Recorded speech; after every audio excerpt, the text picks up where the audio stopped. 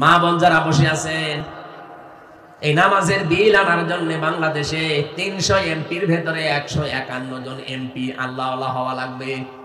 মেয়েদের কাজ কি? পরের শব্দে আল্লাহ জানিয়েছেন, ওয়াকিমিনাস সালাতা ওয়া আতিনাজ যাকাতা ওয়া আতিনাল্লাহা ওয়া রাসূলা। আপনারা নামাজের পাবন্দি করবেন, নামাজ কায়েম করার জন্য চেষ্টা চালাবেন। প্রশ্ন আসতে পারে, নামাজ কায়েম, নামাজ দাঁড় করানো এটা তো আমার দায়িত্ব না, এটা রাষ্ট্রের দায়িত্ব। হ্যাঁ, এই দায়িত্বটা আসলে রাষ্ট্রের। আল্লাযীনা ইম্মাক্কান্নাহুম ফিল আরদি আকামুস সালাহ। এই জমিনে যদি আমি ইমানদারকে ক্ষমতা দান করি, তারা সর্বপ্রথম সংসদে নামাজের বিল আনবে। মা বোন যারা বসে আছেন, এই নামাজের বিল আনার জন্য বাংলাদেশে 300 এমপির ভেতরে 151 জন এমপি আল্লাহওয়ালা হওয়া লাগবে।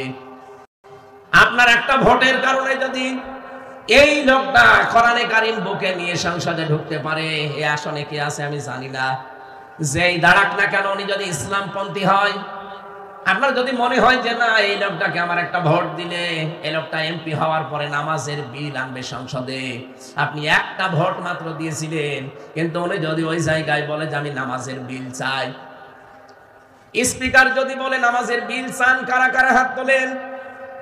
300 এমপির ভেতরে 151 জন যদি হাত তুলে বলে যে আমরা সবাই চাই, ওখানে যদি বলা হয় যে হ্যাঁ জয়যুক্ত হয়েছে, হ্যাঁ জয়যুক্ত হয়েছে, হ্যাঁ জয়যুক্ত হয়েছে, তাহলে বিলটা কায়েম হয়ে যাবে। পরের দিন 18 কোটি মানুষ এই দেশে নামাজ পড়বে। আপনি একটা ভোট দেওয়ার কারণে 18 কোটি মানুষের সওয়াব আমলনামায় পেয়ে যাবেন। এই জন্য এটা দুনিয়ার কাজ মনে করবেন না। মনে করে যে না এটা তো দুনিয়ার কাজ, ভোট ভাট করা। কে বলেছে আপনাকে? সূরা নিসা 57 নম্বর আয়াতের ভেতরে আছে, ইন্নাল্লাহা ইয়া'মুরুকুম আন তু'আদ্দুল আমানাতি ইলা আহলিহা। এখানে আমানাত বহু বচন, এর ভেতরে তাফসীরে মারিফুল কোরআনে ভয়কাট্য লেখা আছে ভোট, রয়াকার উন্তুস্ত লেখা আছে রায়। সুতরাং এই ভোটের রায় এটা কিন্তু সামনে আসবে। এটা দুনিয়ার কাজ মনে করে কেউ চলে যাবেন না, এটা আখিরাতের কাজ। নামাজ কায়েম করতে হলে এই ভোট এমন মানুষকে দেওয়া লাগবে যিনি নামাজ কায়েমের পক্ষে কথা বলবেন। আপনি হয়তো ভোট দিয়েছেন একটা, কিন্তু 18 কোটি মানুষের নামাজ পড়ার সওয়াব পেয়ে যাবেন শুধু একটা কারণে। কোরআনে কারীম জানিয়েছে, মাইয়াশফা শাফাআতান হাসানাতান ইয়াকুল লাহু নাসীবুম মিনহা ওয়া মাইয়াশফা শাফাআতান সাইয়্যাতান ইয়াকুল লাহু কিফলুম মিনহা ওয়া কানা আল্লাহু আলা কুল্লি শাইইন মুকিতা। সূরা নিসা 5 নম্বর পারার 10 নম্বর পৃষ্ঠার 10 নম্বর লাইনের 85 নম্বর আয়াত আছে, কোন মানুষ যদি ভালো কাজে সুপারিশ করে, ওই লোকটা ভালো কাজ করে যে সওয়াব পাবে, আপনি শুধু সুপারিশ করে রায় দিয়ে ভোট দিয়ে সেই সওয়াব পাবেন। কোন মানুষ যদি অন্যায় কাজে রায় দেয়, ভোট দেয়, সুপারিশ করে, অন্যায় করে যা পাবে আপনি শুধু রায় দিয়ে ভোট দিয়ে তাই পাবেন। এই জন্য আমাদের উচিত এই বিষয়টা দুনিয়ার বিষয় মনে করে ছেড়ে না দেওয়া, এটা আখিরাতের বিষয়। নামাজ কায়েম করা আপনারও দায়িত্ব, আমারও দায়িত্ব। শুধু আমি নিজে যদি চেষ্টা করি এদেশে হবে না, কারণ একটা এমপির আন্ডারে 3.5 থেকে 4 লাখ মানুষ থাকে, সেখানে সবই হামজা না, হামজা এবং হামজার বউ মিলে। এজন্য আমি যদি চেষ্টা করি, আমার বউ যিনি হবেন তারও চেষ্টা করা লাগবে নামাজ কায়েমের এই আন্দোলনের শরীক হওয়া। আল্লাহ আপনার মেয়েদেরকে যেন তৌফিক দেন, বলেন আমিন। চ্যানেলটি সাবস্ক্রাইব করে আমাদের সঙ্গেই থাকুন। আউযু বিল্লাহি মিনাশ শাইতানির রাজীম। বিসমিল্লাহির রহমানির রহিম। যুয়্যিনা লিন-নাসি হুব্বুশ শাহাওয়াতি মিনান নিসাই ওয়াল বানীন والقناطير المقنطرة من الذهب والفضة والخيل المسومة والأنعام والحرث ذلك متاع الحياة الدنيا والله عنده حسن المآب। رب صدقت يا ربنا اللهم صل على محمد وآله وصحبه وبارك وسلم আপনাদের সংক্রান্ত একটা আয়াত তেলাওয়াত করেছি কোরআনে কারীমের সূরা আলে ইমরানের 14 নম্বর আয়াত। এখানে 6টা বিষয় আল্লাহ রাব্বুল আলামিন আমাদেরকে জানিয়েছেন যে এই 6টা বিষয়ের প্রতি পৃথিবীর মানুষের আকর্ষণ, আসক্তি, শোষণ এগুলো আমি তৈরি করে দিয়েছি। এগুলো যারা কন্ট্রোল করে চলতে পারবে, এগুলোর পরিমিত ব্যবহার যারা করতে পারবে দুনিয়ায়, তাদেরকে 3টা পুরস্কার আমি আল্লাহ দেব। এরপরের আয়াতে আছে, এরপরের 2টা আয়াতে আল্লাহ আমাদেরকে 6টা গুণ অর্জন করার জন্য আদেশ দিয়েছেন। প্রথম 6টা, পরের 3টা, পরে আরো 6টা, 15টা বিষয় আজকে আলোচনা করব ইনশাআল্লাহ। আল্লাহ আমাদেরকে যেন সহজ সরল ভাবে বোঝানো এবং বোঝার তৌফিক দান করেন, আমিন। সূরা আলে ইমরান কোরআনে কারীমের বহুল আলোচিত একটা সূরা। 200টা আয়াত আছে, আমরা মাত্র একটা আয়াত পড়েছি, 14 নম্বর আয়াত। আল শব্দের শাব্দিক অর্থ হচ্ছে বংশ, ইমরানের বংশ।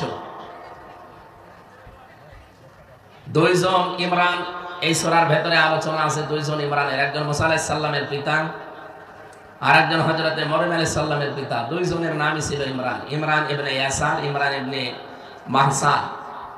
এই 2 জনের কথা এই সূরার ভেতরে আলোচনা আছে। আল শব্দটা যদিও আলিফ আর লাম দিয়ে অন্যান্য সূরার আগে ব্যবহার যেগুলো আমরা দেখি সেখানে নির্দিষ্ট করার জন্য, যেমন সূরা আল বাকারা, এটা নির্দিষ্টকরণের জন্য। আর এখানে যে আল ইমরান, এই আল মানে নির্দিষ্ট করা নয়, এটা আল মানে আহলুন থেকে। আহলুন মানে বংশ, মানে সম্মানিত যারা, তাদের ক্ষেত্রে আলু ব্যবহার করা হয়। আল্লাহ রাব্বুল আলামিন ইমরানের বংশধরকে বোঝাতে তিনি আলে ইমরান, সম্মানিত ইমরানের বংশধর, তাদের নামে আল্লাহ সূরা দিয়েছেন। এটা নামকরণের সূরা আলে ইমরান, এই শব্দটা ইমরান সূরার ভেতরে আছে, সেখান থেকে নেওয়া। ইমরান যেহেতু আপনারা পৃথিবীর অর্ধেক, এই পৃথিবীতে যদি এখন 850 কোটি মানুষ থাকে, তবে 320-25 কোটি নারী বা মহিলা। কোরআনে কারীমে পুরুষের নাম দিয়ে কোন সূরা আমরা পাইনি, দেয়নি। অথচ আপনাদের নামে আল্লাহ একটা সূরা পুরাটা দিয়েছে, 176 আয়াত বিশিষ্ট সূরা নিসা। বিশাল একটা সূরা আপনাদের নাম দিয়ে দিয়েছেন, যদিও শুধু মেয়েদের আলোচনা সেখানে নেই, বিভিন্ন পরিবার, সমাজ, রাষ্ট্রের বিভিন্ন গুরুত্বপূর্ণ বিষয় সেখানে আলোচনা আছে।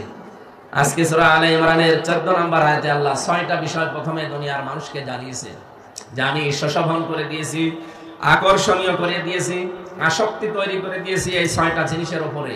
তার ভেতরে 1 নম্বরে হচ্ছে মেয়ে লোক, নারী।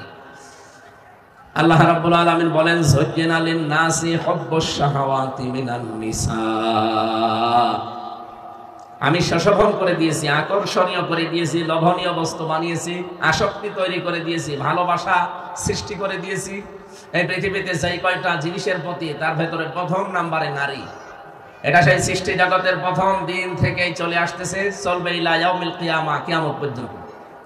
সুতরাং মেয়েদের প্রতি যেহেতু আকর্ষণ আল্লাহ দিয়েছে, এটাকে যেন সম্মানজনক রাখা যায়, সম্মানজনক জায়গায় রাখা যায়, সেই জন্য আল্লাহ পর্দার মতো ফরজ বিধানও দুনিয়ায় পাঠিয়েছে। আজ যারা এই পর্দার মতো ফরজ বিধান মানতে চায় না, এই মানুষগুলো এখন পৃথিবীতে, বিশেষ করে বাংলাদেশে, এরা নারী জাতিকে ভয় দেখাতে চায় যে ইসলাম দেশে যদি আসে তাহলে তোমাদেরকে ঘরের ভেতরে বন্দী করে রাখবে, কণ্ঠাসা করে রাখবে, এরকম বিভিন্ন কথা তারা বলতে চায়। আপনাদের জ্ঞাতার্থে বলছি, বাংলাদেশ জামাত ইসলামীর শ্রদ্ধাভাজন আমিরে জামাত ডক্টর শফিকুর রহমান হাফিজাহুল্লাহ, উনি অলরেডি ঘোষণা দিয়েছেন এদেশে যদি ইসলাম আসে সবচাইতে বেশি সম্মান এবং নিরাপদের সাথে থাকবে মেয়েরা। আল্লাহ যেন সেই সুযোগ আমাদেরকে চর্মচোখে দেখার তৌফিক দান করেন। সম্মানিত মা বোনেরা, 53 বছর পার হয়ে গেল, বহু কিছুই তো আমরা দেখেছি এবং সামনে দেখতে পাচ্ছি। এ দেশটা বিভিন্ন মানুষের হাতে তুলে দেওয়ার মাধ্যমে আমরা দেখেছিলাম যে মেয়েদের যে সম্মান মর্যাদা তারা কাঙ্ক্ষিত মানের দিতে পারে না। সামনে আমরা যদি চেষ্টা সাধনা করে ইসলামের হাতে তুলে দিতে পারি, একটু দেখতে চাই যে আসলে ইসলাম আমাদের কি দেয় এবং কি দিতে পারে। বিশ্বনবী মুহাম্মদ রাসূলুল্লাহ সাল্লাল্লাহু আলাইহি ওয়াসাল্লাম মেয়েদেরকে একেবারে চাকরানী থেকে তিনি রাজরানী বানিয়ে দিয়েছেন। যে জামানায় কন্যা সন্তান হলে আষাঢ় দিয়ে মেরে ফেলতো, জীবন্ত অবস্থায় কবর দিয়ে দিত, মাটির নিচে পুঁতে রাখতো, সেই জামানায় নবীজি এমন ঘোষণা দিলে যে তার 3টা মেয়ে আছে, আল্লাহ তাকে 3টা জান্নাতের সুসংবাদ দিয়েছেন। সুবহানাল্লাহ। যার 3টা ছেলে আছে তাকে 3টা জান্নাতের সুসংবাদ, এমন কথা নবীজি বলেন নাই। এজন্য আপনাদের মর্যাদা সম্মান অনেক বেশি। এখানে 3টার কথা বলতে বলতে নবীজি বললেন যার 2টা আছে তাকে আল্লাহ 2টা জান্নাতের অধিকারী বানিয়েছেন, যার 1টা মেয়ে আছে তাকে আল্লাহ 1টা জান্নাত দিয়ে দেবেন যদি ওই মেয়েটাকে 3টা কাজ করতে পারে দুনিয়ায়। তাকে ভালোবাসা দেয়, তাকে শিক্ষা দেয় এবং সৎ পাত্র দেখে পাত্রস্থ করে। সুতরাং এই 3টা কাজ যদি আমরা গার্জিয়ান যারা আছে, মা বাবা আমরা যারা আছি, যদি পালন করতে পারি, তাকে ভালোবাসা মহব্বত করা, তার পেছনে খরচ করা এবং সুশিক্ষায় তাকে শিক্ষিত করার পর সৎ পাত্র দেখে দেখে পাত্রস্থ করতে পারি, কিয়ামতের দিন বিশ্বনবীর সাথে পাশাপাশি জান্নাতে আমরা থাকতে পারবো শুধু এই মেয়ের কারণে। সুবহানাল্লাহ। আল্লাহ আমাকে ছেলে দেয়নি, পরপর 3টা মেয়ে দিয়েছে আল্লাহ আমাকে। আমি সব সময় দোয়া করছি মেয়েগুলো যেন আল্লাহ জোহরার মতো আল্লাহ বানিয়ে দেন। সকলে বলেন আমিন। সম্মানিত মা বোনেরা, শুধু মেয়েকে না, এরপরে আল্লাহ নবী জানিয়েছেন মেয়ের পরে মেয়ে যেহেতু পুত্রবধূ হয়, বৌমা হয়, বৌমা এবং পুত্রবধূ যারা স্ত্রী, তাদের গুরুত্ব অনেক বেশি দিয়েছে। যদিও এই সমাজে আমরা দেখতে পাই অনেক পুত্রবধূ লাঞ্ছনা, বঞ্চনা এবং নিগৃহীত হচ্ছে আমাদের এই সমাজে। এখানে যারা শাশুড়ি বসে আছেন, আমি আপনাদেরকে আহ্বান জানাচ্ছি, কান খাড়া করে শোনেন। শুধু নামাজ পড়া, রোজা রাখা, কালো বোরকা পরাই কিন্তু ইবাদত নয়। আপনার পুত্রবধূর সাথে আপনি উত্তম আচরণ করবেন, এইটা একটা ইবাদত। কিন্তু অনেক মেয়েরা এটা জানে না, মনে করে না এ দুনিয়ার কাজ। মা বোনেরা যারা বসে আছেন, দুনিয়ার কাজ বলে কিচ্ছু নেই, সব আখেরাতের কাজ। আপনি এখান থেকে যা তৈরি করবেন, যা পাঠাবেন, এইটা দিয়ে আপনার আখেরাত তৈরি হবে। হযরতে মুহাম্মদ রাসূলুল্লাহ সাল্লাল্লাহু আলাইহি সাল্লাম মিরাজে গিয়ে দেখলেন, জিবরাইলকে ডাক দিয়ে বললেন যে এই যে ফেরেশতারা বসে আছে 1 তলা 2 তলা 1.5 তলা গেথে, আর কিছু করে না কেন? ফেরেশতা ডাক দিয়ে বলেন, হে রাসূল, দুনিয়াতে আপনার উম্মতের ভেতরে এই মানুষগুলো আগে ভালো ভালো কাজের আঞ্জাম দিত, আগে ভালো কাজ তারা করত, এখন আর করে না। আগে যখন সুবহানাল্লাহ, আলহামদুলিল্লাহ, আল্লাহু আকবার, লা ইলাহা ইল্লাল্লাহ, মানুষের সাথে হাসি মুখে কথা বলা, এটাও ইবাদত। এরকম কাজ কারবারে যারা ছিল, তখন ফেরেশতাদের হাতে ইট, বালি, খোয়া এগুলো আসতো। জান্নাতের ইট হচ্ছে স্বর্ণের, রূপা, এইগুলো কোন হাতে আসার কারণে তারা বানিয়েছিল জান্নাতের বিভিন্ন স্তর। ওই মানুষগুলো এখন ভালো কাজ করা ছেড়ে দিয়েছে, এখন হাতে আর এগুলো আসে না, ফেরেশতারা বসে আছে এইভাবে। মা বোন যারা এসেছেন, আপনারা আশা করছি শুনতে পাচ্ছেন, খুব ভালো করে খেয়াল করেন। সত্যি যদি ফেরেশতারা 1 তলা গাঁথার পরে আর 1 তলার ছাদ এখনো দেওয়া যায়নি, ও পর্যন্ত আছে, এই অবস্থায় যদি আপনার মরণ হয়, আপনি যদি আর নেকির কাজ করতে না পারেন, কারণ মরণের পরে আর কোনো ভালো কাজ করা যাবে না। জীবন যতদিন আছে এতদিনের ভেতরে যা পারবেন এইটাই শেষ। এইটা নিয়ে যদি জান্নাতে আপনি প্রবেশ করলেন, 1 তলা হয়েছে কিন্তু জানালা দরজা এখনো দেওয়া হয়নি, এরকম জান্নাতে আপনি থাকতে পারবেন। এখানে আমাদের উচিত, আমরা যদি বুদ্ধিমান দাবি করি, আল কাজ্জিসু মান দানা নাফসাহু ওয়া আমিলা লিমা বাদাল মাউতি ওয়াল আজিজু মান আতবা'a নাফসাহু হাওয়াহা ওয়া তামান্না আলাল্লাহ, রাহু তিরমিজি। বিশ্বনবী জানিয়েছেন, বুদ্ধিমান নারী পুরুষ তো ওইটা যে আখিরাতের জন্য কাজ করে আর আল্লাহর উপর ভরসা করে। সবচাইতে নাফরমান, আহাম্মক ওই লোকটা যে লোকটা আখিরাতের জন্য কোনো কাজ কারবার নেই, আন্দাজে ভরসা করে আমার আল্লাহর উপরে। এই জন্য আমাদের উচিত হবে আমরা কাজকর্ম জান্নাতের জন্য করার পরে ভরসা করবো আল্লাহর প্রতি। সম্মানিত মা বোনেরা, বিশেষ করে আমি শাশুড়িদেরকে বলছি, আজ হাজারো পরিবারে পুত্রবধূ অশান্তিতে আছে, শুধু শাশুড়ির ছোট মন। এই কারণে সন্তান আমরা যারা আছি, আমরা তো বাইরে থাকি, হয়তো সব কিছু পারি না দেখতে, সময় দিতে পারি না, কিন্তু যার কাছে রেখে যাওয়া হয়, এই শাশুড়ি রক্ষকের জায়গায় যদি ভক্ষক হয়, এই চরিত্রের অধিকারী যারা আছে, আপনি যতই নামাজ পড়েন, রোজা রাখেন, কালো বোরকা পরেন, আপনার জীবনের কিচ্ছু কবুল হবে না। এই জন্য পুত্রবধূ যারা, যেহেতু অন্যের মেয়ে আপনার বাড়িতে এসেছে, নিজের মেয়ের মতো আচরণ করা লাগবে। এটা একটা ইবাদত, এই ইবাদতটা হাজারো পরিবারে নেই, এজন্য বহু পুত্রবধূ মনে হয় জাহান্নামের ভেতরে আছে পরিবারে, এরা মানসিক রোগী হয়ে যায়। বহু মেয়ে লোক মেসেজ দেয় আমাদের মোবাইলে যে একটু শাশুড়িদেরকে বলতে পারেন না এরা কি মানুষ না দজ্জাল। সম্মানিত মা বোনেরা, যে মহিলারা এরকম মেসেজ দেয় তারা কোন জাহান্নামে আছে আপনি বলেন। এই জন্য আশা করছি আপনাদের আচরণ এরকম যেন না হয়।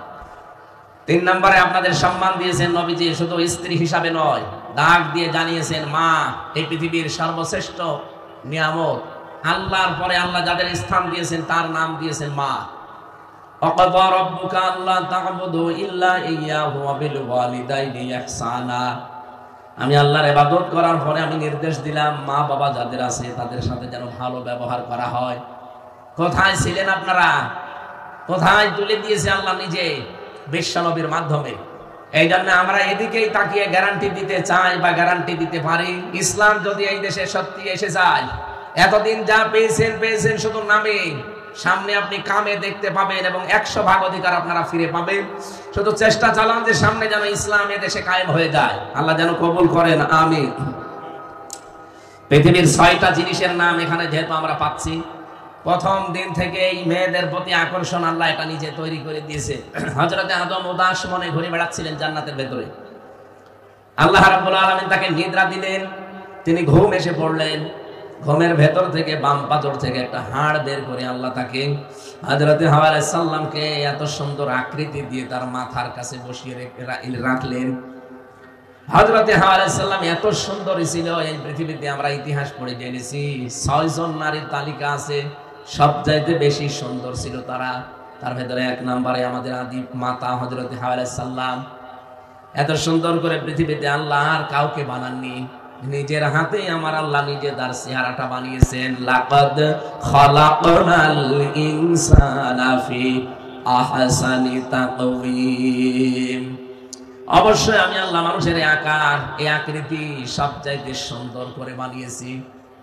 যেহেতু সুন্দরের কথা আছে, আহসান ইসমে তাফসীর সবচাইতে সুন্দর, তাহলে হাওয়া আলাইহিস সালাম পৃথিবীর শ্রেষ্ঠ সুন্দরী ছিলেন। কত সুন্দর হতে পারে আপনার কল্পনাও ধরবে না।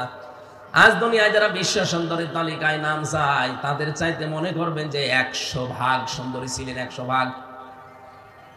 হযরতে হাওয়াকে মাথার কাছে দেখার পরে আদম আলাইহিস সালাম জিজ্ঞাসা করলেন মা আনতি, কি আপনি? কে আপনি বলেননি, কারণ ওখানে তো কোনো মানুষই নেই, বলবে কি করে? তিনি বলেছিলেন কি আপনি, আপনি কি জিনিস? হযরতে হাওয়া ডাক দিয়ে বললেন আমি কি জিনিস মানে আমি একজন মহিলা, একজন নারী। কি কাজ আপনার?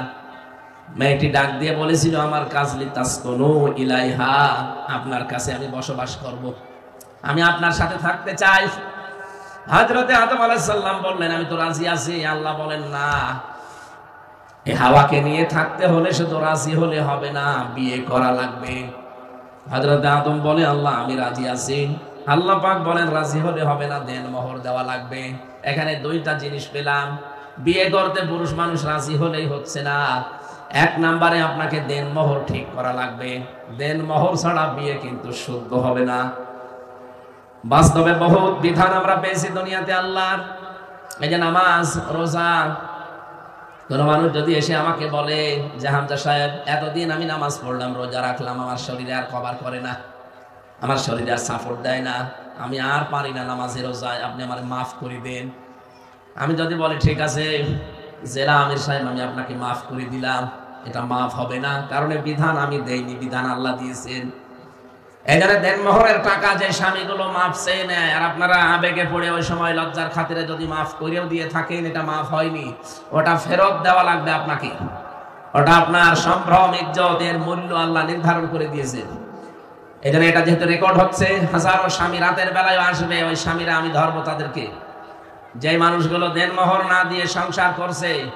আর আপনি যদি বলেন যে মাফ করে দিলাম, যেহেতু আপনি এর মালিক না, মালিক তো সরাসরি আল্লাহ, আপনাকে আল্লাহ শুধু আদেশ দিয়েছেন। এখানে নামাজের আদেশ যেমন আমি মাফ করে দিলে হয় না, দেনমোহর ও স্ত্রী মাফ করে দিলে হবে না, এটা দেওয়া লাগবে, তারপরে মাফ হবে।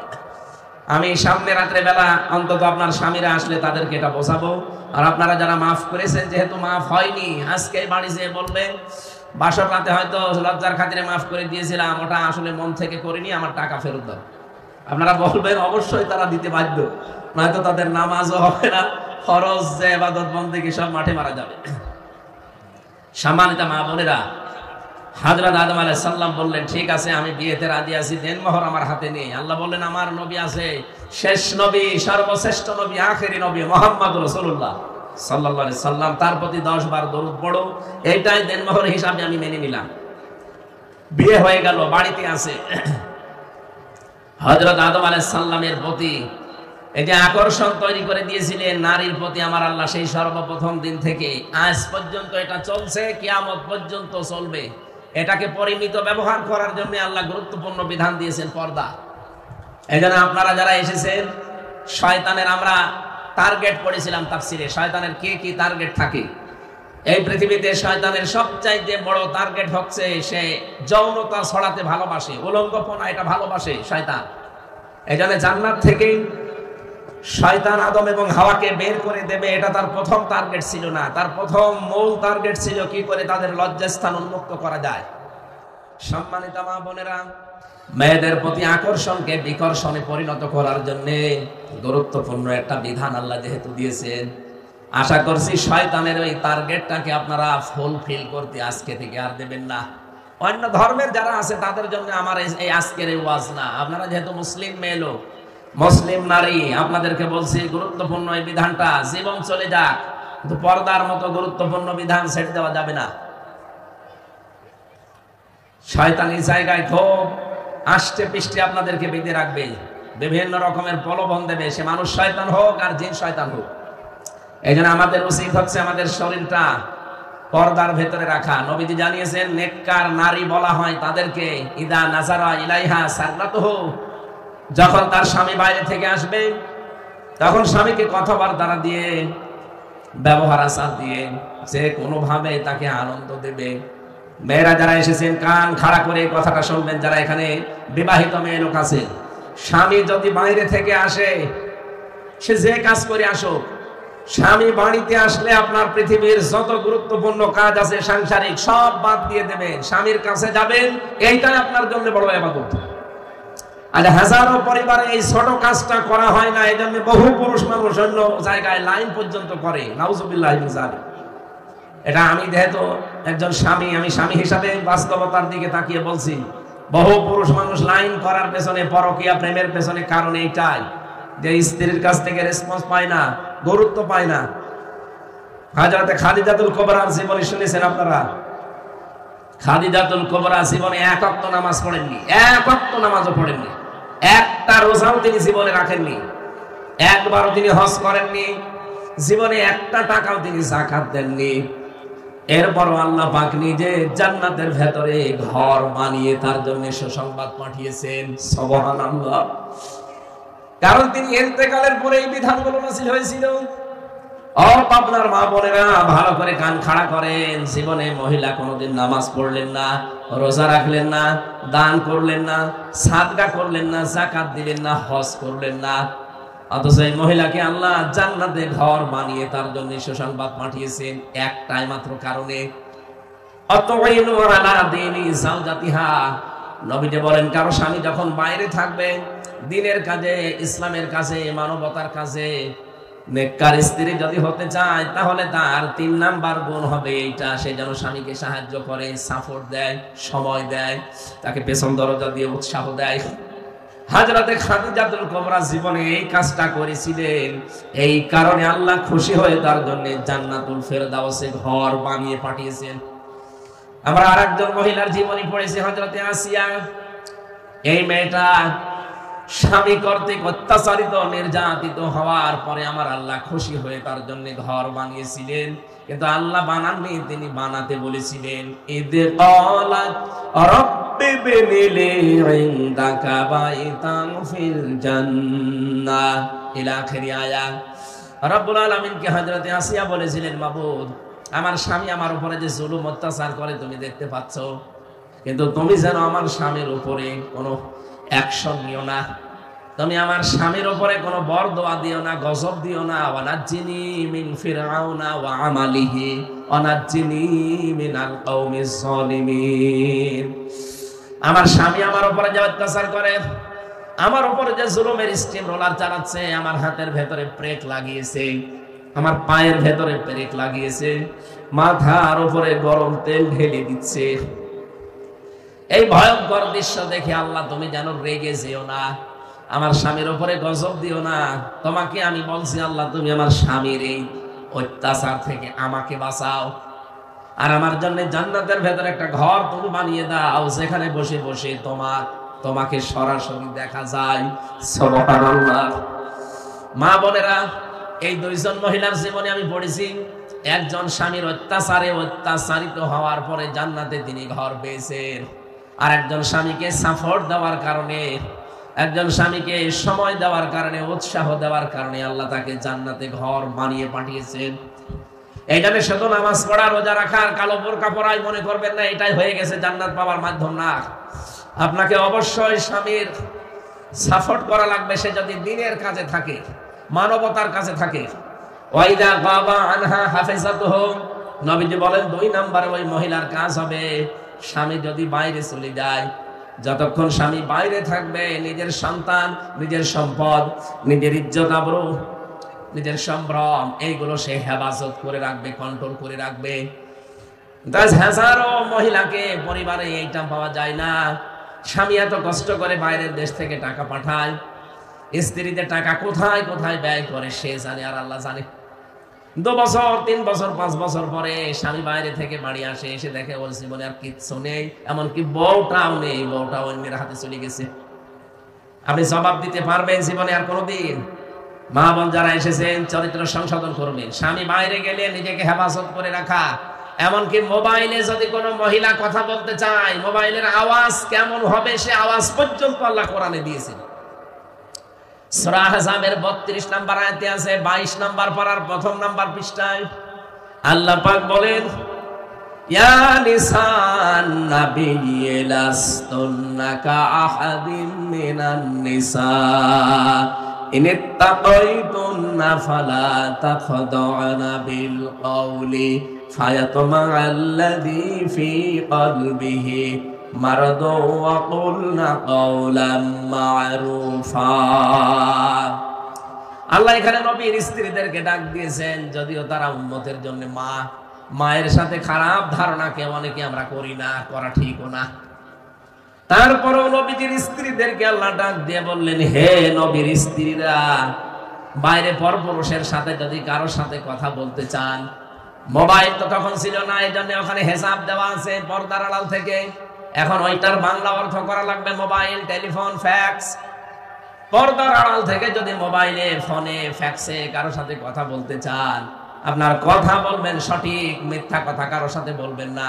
সে সামনাসামনি বলেন আর মোবাইলে বলেন, কিন্তু সাবধান, কখনো যেন ভাষাকে আপনি একেবারে নম্রভাবে, ভাষাকে আকর্ষণীয় ভাবে উপস্থাপন করবেন না। কথাগুলো বলার সময় কর্কশ ভাবে, রাগান্বিত ভাবে, এমন ভাবে আপনি কথা বলবেন যেন ওই কোলে যে মোবাইল ধরে আছে সে মোবাইল কেটে দেয়। মোবাইলে কথা বলার মতো যে আওয়াজ আল্লাহ শিখিয়ে দিলেন, যাদের অন্তরের ভেতরে গোড় আছে, যারা রোগগ্রস্ত পুরুষ মানুষ, এরা যদি আপনার কথা শুনে যেন আকৃষ্ট না হয়ে মোবাইল কেটে দেয়। এই জন্য মেয়েরা মোবাইলে কোন ধাঁচে কথা বলবে আল্লাহ সেইটা পর্যন্ত কোরআনে দিয়ে দিয়েছেন। অথচ আপনি স্বামী বাইরে চলে গেলে পরপুরুষের সাথে মোবাইলে নরম ভাষায় কথা বলেন, এটা হারাম। মা বোন যারা এসেছেন, আশা করছি আপনি আয়াতটা মেনে চলবেন। ওয়াইদা গাবা আনহা হাফিজাতুহু, স্বামী বাইরে গেলে স্বামীর এই কণ্ঠস্বরটাও আপনি হেফাজত করে রাখবেন। আপনি মোলায়েম ভাবে কথা বলতে পারেন, আবেদনময়ী হয়ে শুধুমাত্র আপনার স্বামীর সাথে, এটাও আপনার ইবাদত। স্ত্রী যদি স্বামীর সাথে মোলায়েম কণ্ঠে, নরম নম্র ভাবে, আস্তে আস্তে, আকর্ষণীয় ভাবে যদি স্ত্রী স্বামীর সাথে কথা বলে, যতক্ষণ কথা বলতে থাকবে স্বামীর সাথে নবীজি বলেন সাদগা দেওয়ার মতো সওয়াব হবে। সুবহানাল্লাহ।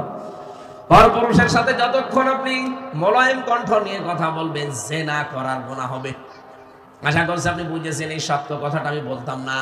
وقرن في بيوتكن ولا تبرجن تبرج الجاهلية الأولى وأقمنا الصلاة وآتينا الزكاة وأطعنا الله ورسوله আল্লাহ পাক বলেন, হে পৃথিবীর মেয়েরা, ঘরের পরিবেশে থাকবে, বাইরে যখন বের হবে জাহিলি যুগের মেয়েদের মতো রূপ সৌন্দর্য প্রদর্শন করে বের হবে না। পাবনার মেয়েরা, আমি বহুবার বলেছি বিভিন্ন মাহফিলে যে তাবাররুজের ভেতরে আমি 3টা অর্থ পেয়েছি তাফসিরে খাজিনের ভেতরে। এই 3টা আর একটাও যদি কোনো মহিলার ভেতরে পাওয়া যায়, ও জান্নাত তো দূরের কথা, জান্নাতের ঘ্রাণ পর্যন্ত ওই মহিলা পাবে না, যতই নামাজ পড়ুক, রোজা রাখুক আর পর্দার কথা বলুক। 1 নম্বরে তাবাররুজের অর্থ হচ্ছে মেয়েরা যখন রাস্তাঘাটে আসার সময় হয়, বাইরে যাওয়ার সময় হয়, তখন ওরা সাজগোজ করে বের হয়। মেয়েদের সাজগোজ শুধু জায়েজ আছে তার স্বামীর জন্য, অন্য কারোর জন্য না। এজন্য এই বিষয়টা খুব খেয়াল করবেন, কারণ মেয়েদের একটা সাজগোজ, এটা ইবাদত, কিন্তু এটা হওয়া লাগবে স্বামীর জন্য। বাইরের কোন মানুষকে আকৃষ্ট করার জন্য, দেখানোর জন্য যদি কেউ সাজগোজ করে, তাহলে যতক্ষণ সাজবে সে যেন হারাম কাজে আছে। হযরতে ফাতেমা তুজ-জোহরা ছোটবেলায় সুন্দর করে সাজগোজ করে তিনি বাইরে বের হলেন, নবীজির সামনে পড়লেন, ডাক দিয়ে বললেন, মা ফাতেমা কোথায় যাও? বলে, আমার বান্ধবীর বাড়িতে।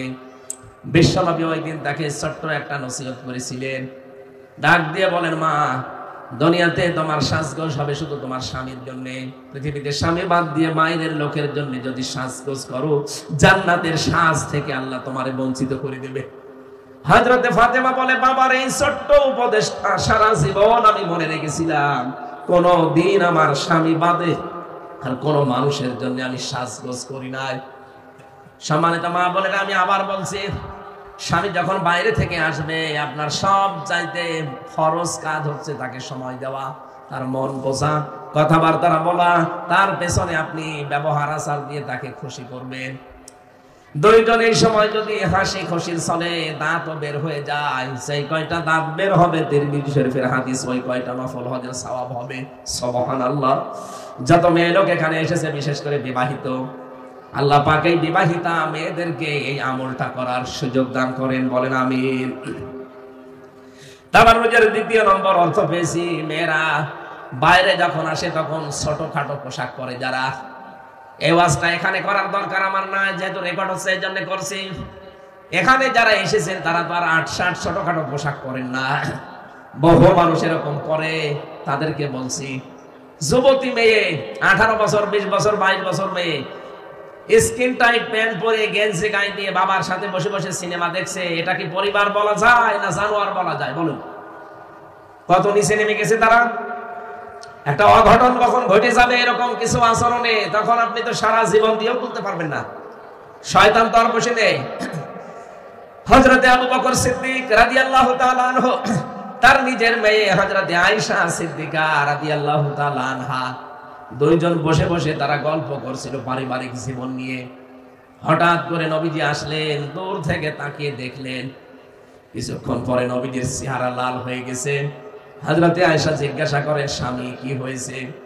নবীজি বললেন, দেখো, তুমি যখন আবু বকর সিদ্দিক, তার মানে তোমার বাবা, এর সাথে যখন কথা বলছিলে, আমি দেখতে পেয়েছি শয়তান যেন তোমাদের দুইজনের মাঝখানে বসে ধোঁকা দিচ্ছে, অক্রমন্ত্রণা দেওয়ার জন্য, প্রতারণা করার জন্য, বরচিত করার জন্য চেষ্টা ছিল। মা বোনেরা, আপনি খেয়াল করে বলেন তো, যে দুইজনের নাম বললাম, দুইজনই জান্নাতি।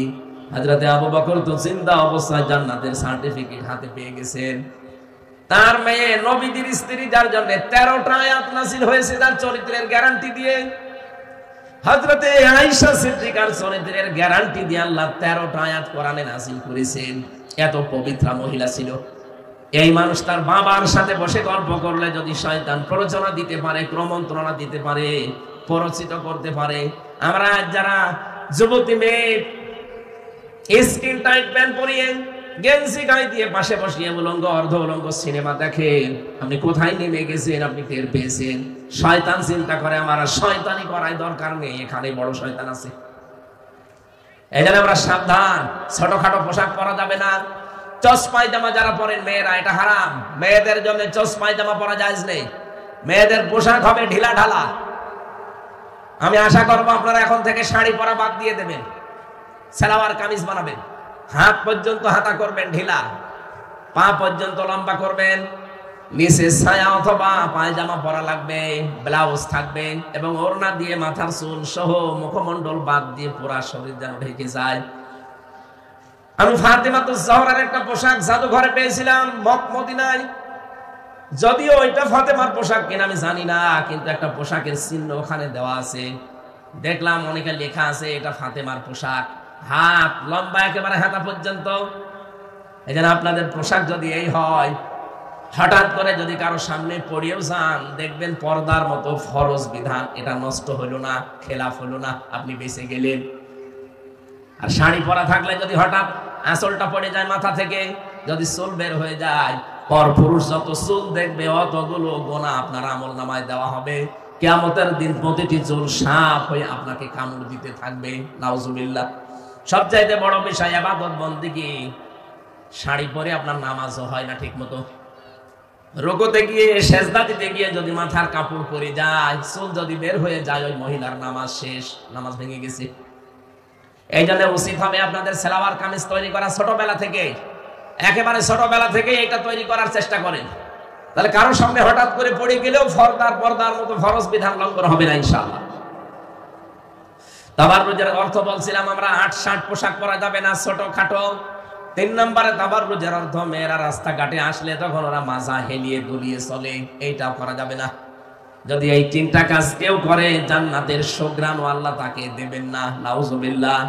মেয়েদের কাজ কি? পরের শব্দে আল্লাহ জানিয়েছেন, ওয়াকিমিনাস সালাতা ওয়া আতিনাজ যাকাতা ওয়া আতিনাল্লাহা ওয়া রাসূলা। আপনারা নামাজের পাবন্দি করবেন, নামাজ কায়েম করার জন্য চেষ্টা চালাবেন।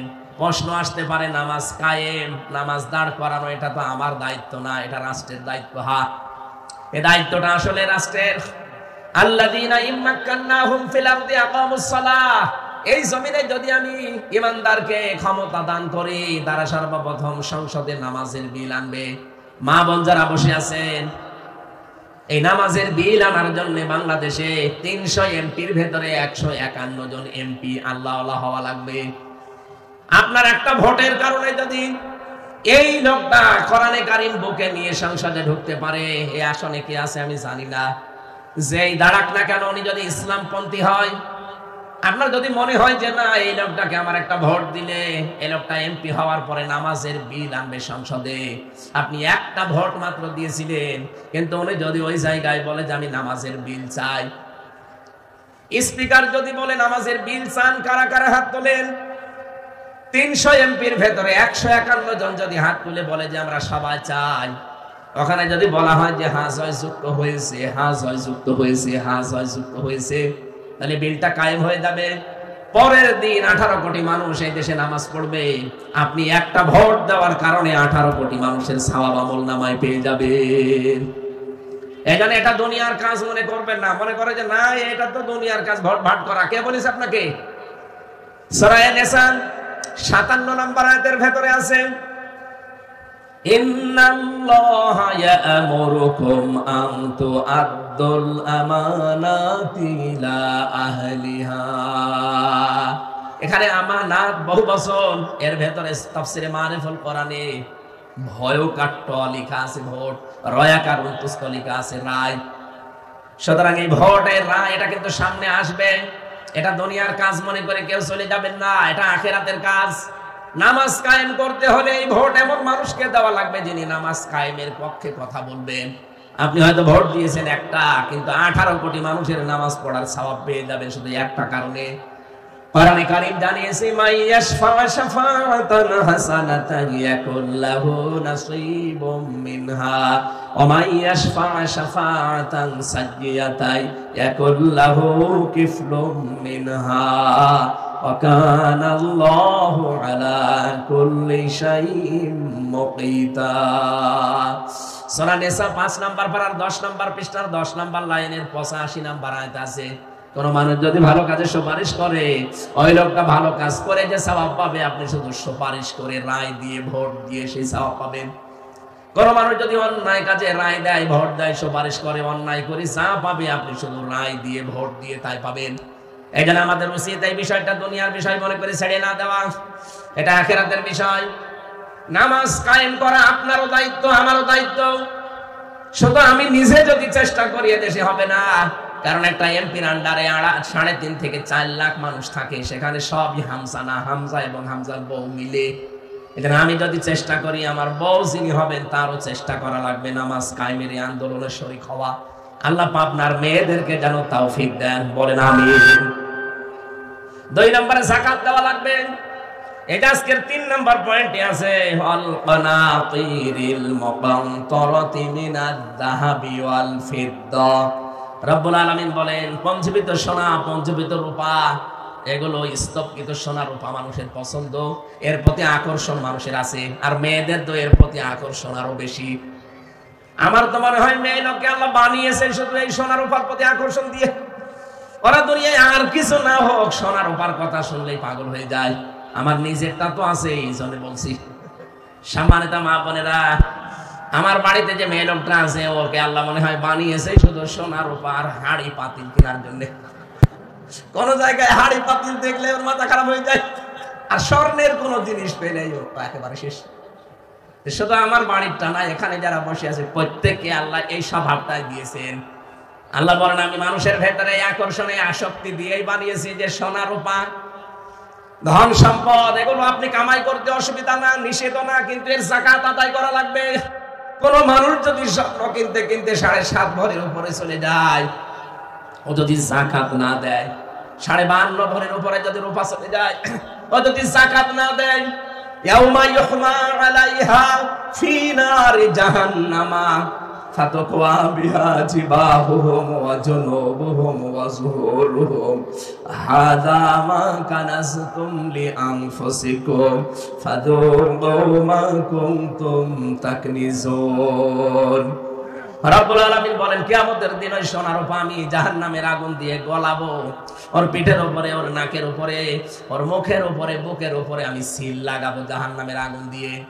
এই জন্য যে সম্পদগুলো আপনি রেখে যাচ্ছেন, সোনা রূপার স্তব, যাকাত দেন না, সাদকা করেন না, এগুলোই কিয়ামতে আপনার আযাবের কারণ হবে।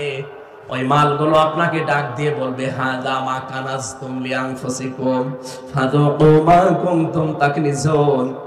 এই সেই মাল যেগুলো তুমি স্তূপকৃত রেখেছিলে, জমা করে রেখেছিলে, এর হক আদায় করনি। এই জন্য মেয়েদের যাদের স্বর্ণ রূপা, ধন সম্পদ গোপনে যেগুলো আছে কেউ জানে না, অনেক স্বামী পর্যন্ত আপনার জানে না, আপনি গোপনে রেখেছেন, গোপনে যাকাত দেওয়া লাগবে আপনাকে। শাড়ি যাদের ব্যবহারিক 3টার বেশি পড়ে আছে, 8টা 10টা 15 20টা, শুধু অনুষ্ঠান আসলেই স্বামীকে দিয়ে শাড়ি আর 3 পিস কিনান। আমি কিনতে নিষেধ করছি না, কিন্তু 2টা ব্যবহারের আর একটা বাইরে যাওয়া, এই 3টা বাদ দিয়ে যাদের বেশি আছে, অবশ্যই তারও আপনি সাদকা আদায় করতে হবে।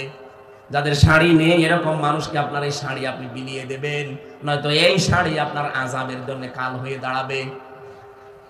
এগুলো যে আকর্ষণীয় বস্তু আল্লাহ আমাদের ভেতরে তৈরি করে দিয়েছে, এগুলো থাকবে, কিন্তু হক আদায় করা লাগবে। 2 নম্বরে আল্লাহ দিয়েছেন আল বানিন, সন্তানাদি, এর প্রতি আকর্ষণ, ভালোবাসা, মহব্বত আমাদের আছে। মা বোন যারা এসেছেন সাবধান হবেন এই জায়গায়। কোরআনে কারিমে আল্লাহ বারবার সন্তান, সম্পদ, এগুলোকে ফিতনা হিসাবে উল্লেখ দিয়েছেন। ইয়া আইয়ুহাল্লাযীনা আমানু লা তুলহিকুম আমওয়ালুকুম ওয়ালা আওলাদুকুম আন যিকরিল্লাহ ওয়া মান ইয়াফআল যালিকা ফাউলাইকা হুমুল খাসিরুন। রব্বুল আলামিন সূরা মুনাফিকের ভেতরে জানিয়েছেন, ঈমানদারেরা তোমরা হালাক হয়ে যেও না, ধ্বংস হয়ে যেও না সম্পদ আদি আর সন্তানাদির পেছনে থেকে। এরা যেন আল্লাহর জিকির থেকে, আল্লাহর স্মরণ থেকে, আল্লাহর আইন থেকে তোমাদেরকে গাফেল, অমনোযোগী করে না রাখে। যে ব্যক্তি এরকম করবে, সে নারী হোক পুরুষ হোক, সে ক্ষতিগ্রস্ত হবে, নাউজুবিল্লাহ। এজন্য আমি সহ যারা এখানে এসেছি, ভাইরা বোনেরা, সবাইকে বলছি, সন্তানাদি সম্পদাদি, সন্তানাদি সম্পদাদি, এগুলো যেন আমাদের কাছে আল্লাহর জিকির থেকে আমাদেরকে দূরে সরিয়ে রাখতে না পারে। আপনি এদের কারণে পেছনে থাকতে গিয়ে আল্লাহর বিধান যদি ভুলে যান, ও মা বোনেরা, আমি আমার নিজের কথাই বলি, আমি যা করেছি আজ পর্যন্ত, আমি আমার বাবা, আমার দাদা, আমার পরদাদা, এই 3 পুরুষের পরে আমি আর চিনি না। আমার বাবার নাম রিয়াজউদ্দিন, তার বাবার নাম জাহান আলী, তার বাবার নাম নমাজ আলী। উনি মাত্র 61 বছর আগে মারা গেছে। মা বোনেরা, আমি আমার ঈমান থেকে বলছি, মাত্র 61 বছর আগে যে লোকটা মারা গেল, ওই লোকটা যদি এখন কুষ্টিয়া এসে বলে যে 2 তলা বাড়ি আমার, এই ভিটা আমি কিনেছিলাম, আল্লাহর কসম করে বলছে আমি হামজা তার কিন্তু ঢুকতে দেব না বাড়িতে। বলবো কিসের নমাজ আলী আপনি, আমি আপনাকে চিনি না। অথচ কিন্তু এই ভিটা এই জমি জায়গায় 2 তলা বাড়ি সেই বানিয়েছিল। মাত্র 61 বছর পরে এসে যদি তার নিজের জায়গায় সে উঠতে না পারে, এখানে যারা আছেন আপনি যদি 100 বছর পরে এই পাবনায় আসেন, আপনাকে পাবনায় কেউ ঢুকতেই দেবে না। এইটাই দুনিয়া। পৃথিবীর জন্য আমরা যত পাগল, পৃথিবী কিন্তু আমাদের জন্য অত পাগল না।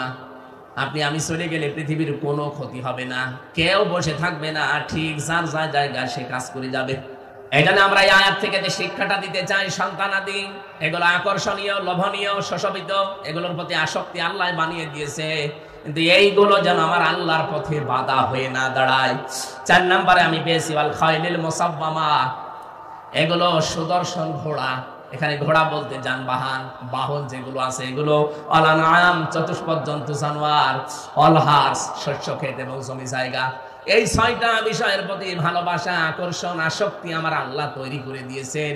আল্লাহ বলেন এগুলোকে যারা কন্ট্রোল করে ব্যবহার করতে পারবা পরিমিত ভাবে, নিষেধ না কিন্তু পরিমিত করা লাগবে। আমার এই যে জামার হাতাটা এ পর্যন্ত আছে, ঠিক আছে, এখন যদি আমি আরো আধা হাত বাড়িয়ে দেই মানুষ আমাকে পাগল বলবে, এটা যদি আধা হাত কেটে ফেলি মানুষ আমাকে বলবে তার কেটে গেছে। জামার হাতা যে পর্যন্ত থাকা দরকার এই পর্যন্তই দেওয়া লাগবে। দুনিয়া যতটুকু দরকার আপনার অতটুকুর বাইরে আপনি কিছু করতে যাবেন না, তাহলে দুনিয়ায় আপনাকে পাগল বলবে। যালিকা মাতাউল হায়াতিদ দুনিয়া। রব্বুল আলামিন বলেন এই যে 6টা বিষয়ের খোলাখুলি ব্যাখ্যা করলাম, এগুলো কিন্তু সব দুনিয়ার সম্পদ, এগুলো দুনিয়ার ভোগ বিলাসের জিনিস। আল্লাহু ইনদাহু হুসনুল মাব, আমি আল্লাহর কাছে উত্তম কিছু আছে। এই উত্তম কি? আপনি যে এই 6টা জিনিসকে কন্ট্রোল করে চলবেন, এখন উত্তমটা কি সেটা না থাকলে আপনি তো কন্ট্রোল হতে পারবেন না। আল্লাহ এজন্য নিজে ওয়াজ করছেন এবার নবীকে দিয়ে, কুল আউনাব্বিউকুম বিখায়রিম মিন যালিকুম লিল্লাযীনা তাকাউ ইনদা রাব্বিহিম জান্নাত। হে নবী ওদেরকে বলেন আমি কি তোমাদেরকে সংবাদ দেব, জানাবো যে এর চাইতে উত্তম কিছু আল্লাহর কাছে আছে। দুনিয়ায় যারা তাকওয়া অবলম্বন করতে পারবে, আল্লাহকে ভয় করে জীবন চালাতে পারবে, এই মানুষগুলোর জন্য প্রথম পুরস্কার হিসাবে আল্লাহ রেখে দিয়েছেন বাগান, জান্নাত। বাগানের প্রতি, জান্নাতের প্রতি মানুষের আকর্ষণ এমনিতে আমাদের বেশি। আল্লাহ এর জন্য প্রথম পুরস্কার এই বাগানের নাম দিয়েছে। এমন বাগান তাজরি মিন তাহতিহাল আনহার, এর তলদেশ দিয়ে নদী আর নহর প্রবাহমান থাকবে। খালিদিনা ফিহা, চিরকাল আপনি থাকবেন, কোনোদিন আপনাকে আর বের করে দেওয়া হবে না। সর্বশেষ যেই লোকটা জান্নাতে প্রবেশ করবে এবং যাকে জান্নাতের একেবারে ছোট জান্নাত দেওয়া হবে, এদের তাফসিরে দেখেছি এই দুনিয়ার মতো 10 দুনিয়ার সমান আল্লাহ তাকে জান্নাত দেবে।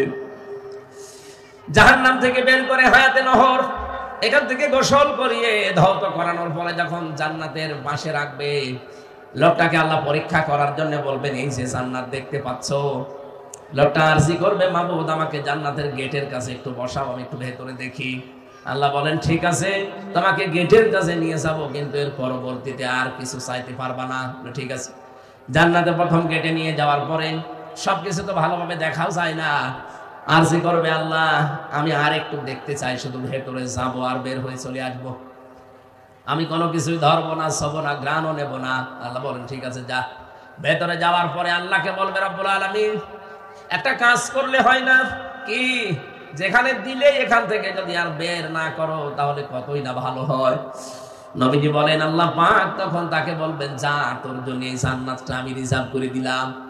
লোকটা তখন আল্লাহকে জিজ্ঞাসা করবে আতাস্তাহজিউ মিন্নি ইয়া রাব্বুল আলামিন, ইয়া রাব্বুল আলামিন, হে রব্বুল আলামিন তুমি তো ঠাট্টা বিদ্রুপ এগুলো পছন্দ করো না, তে আমার সাথে ঠাট্টা করো, এই বিশাল জান্নাত আমাকে তুমি রিজার্ভ করে দিলে।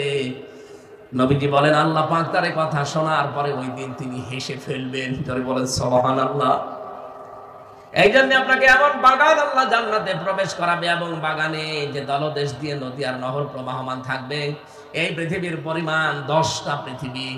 এটা আপনাকে বিশ্বাস আগে করা লাগবে।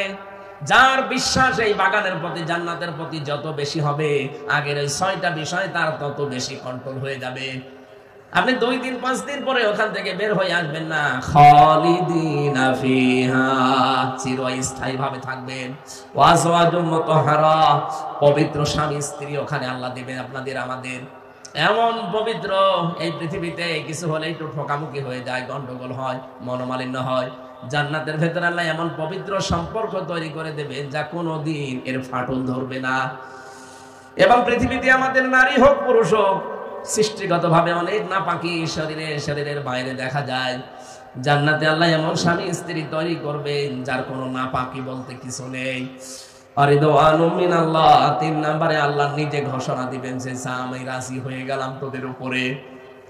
সম্মানিত মা বোনেরা, মেহমান বাড়িতে এসেছে, আপনি মেহমানকে রিসিভ করার পরে যদি মুখ গোমরা করে থাকেন, কথা বলেন না, খাবার দেওয়ার সময় যদি থালা বলেন এই নে খা, মেহমান খুশি হবে না, আরো কষ্ট পাবে।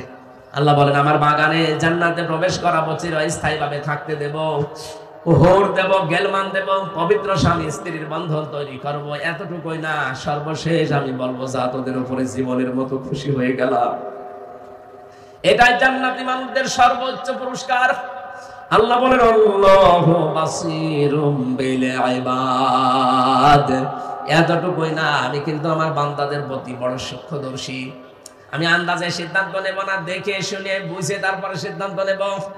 এজন্য আমাদের উচিত হচ্ছে আল্লাহ যেহেতু দেখে শুনে সিদ্ধান্ত নেবেন, ওপরে বর্ণিত এই 6টা বিষয়কে সঠিকভাবে আজকে থেকে ব্যবহার করা। আর এই 3টি পুরস্কারের জন্য দুনিয়ার অনেক কিছু ছাড় দেওয়া, অনেক টাটকা শোক আপনাকে ছাড় দেওয়া লাগবে এই 3টা পুরস্কার পাওয়ার জন্য। এবার আল্লাহ 2টা গুণ দিয়েছেন 16 এবং 17 নম্বর আয়াতে। এই 2টা আয়াতে আল্লাহ বলেন 6টা গুণ আমার এই নেককার বান্দা বান্দীদের ভেতরে থাকবে, নারী পুরুষ সবার ভেতরে।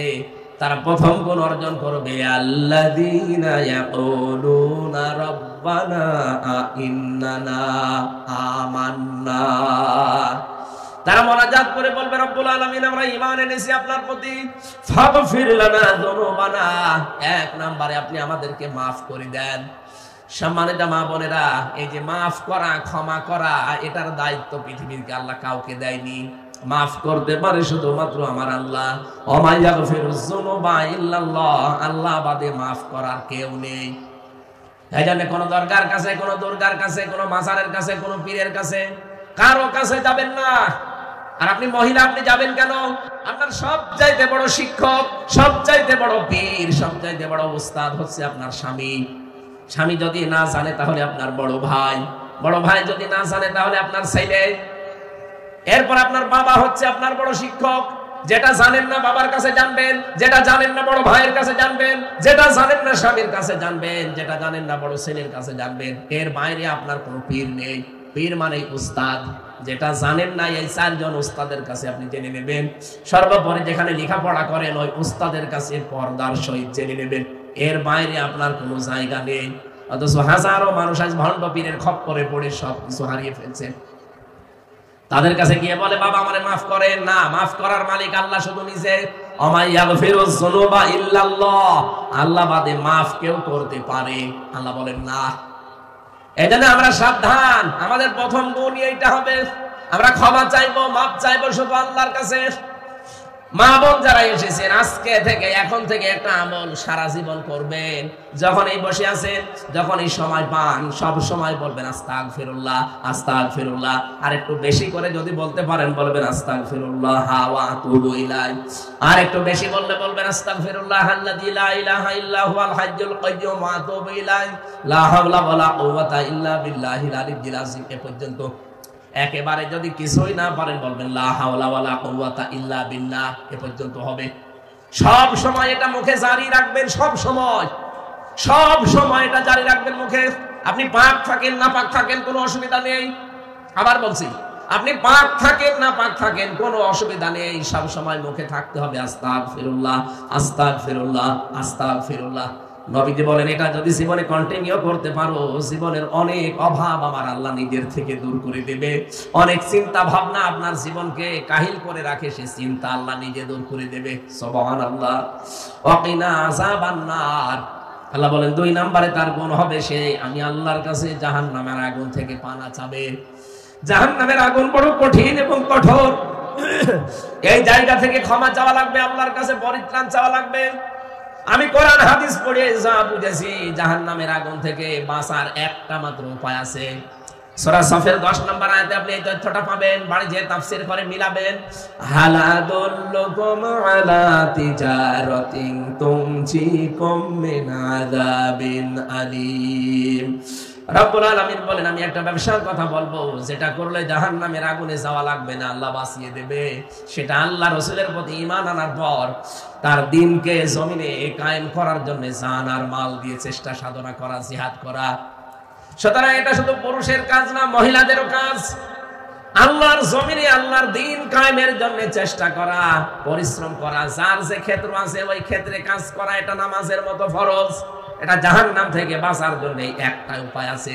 আপনি জাহান্নাম থেকে বাঁচতে হলে আজকেই নাম লিখাবেন যে আমি দ্বীন কায়েমের জন্য নারীর যে ক্ষেত্র আছে এই ক্ষেত্রে আমি কাজ করতে চাই। আল্লাহর কসম, আল্লাহ জাহান্নাম থেকে আপনাকে বাঁচিয়ে দেবে।